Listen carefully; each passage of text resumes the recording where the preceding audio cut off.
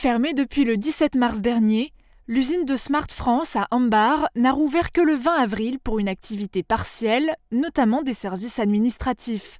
Dès le 11 mai, près de 135 personnes pourront poursuivre leur formation à Rastatt, en Allemagne. Dès le 2 juin, plus de 300 salariés reviendront pour la production de la Smart Fortwo et une grande majorité du personnel travaillera dans les différents services. En parallèle, le chantier pour le nouveau projet Mercedes n'a pris qu'un mois de retard et est déjà achevé à 70%. Smart France privilégie encore le télétravail et met tout en œuvre pour protéger ses salariés. Même volonté chez Zarplast, expert en injection plastique à Sarreguemines, qui renforce les mesures barrières avec du matériel de protection. Sur 100 employés, seuls 35 sont revenus sur site depuis le 6 avril, avec une reprise progressive en fonction des demandes de clients.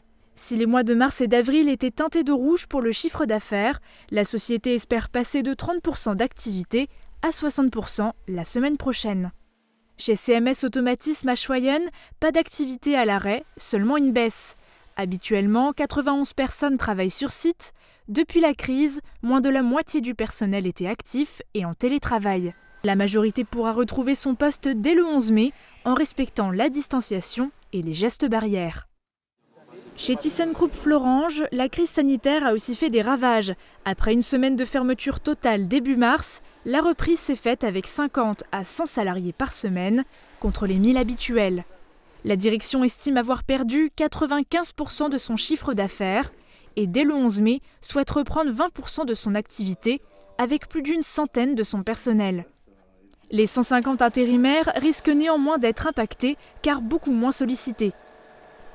Actuellement, les faibles commandes sont gérées de semaine en semaine pour limiter les risques. La reprise normale de l'activité n'est pas attendue avant l'année prochaine. Dans l'ensemble, les industries liées à l'automobile sont particulièrement touchées. D'une part, en raison de la quasi-fermeture de leurs fournisseurs et des concessionnaires. D'autre part, car la priorité des usagers n'est pas d'acheter ou de commander une voiture. Seul le temps permettra à ces usines de retrouver une pleine cadence de production.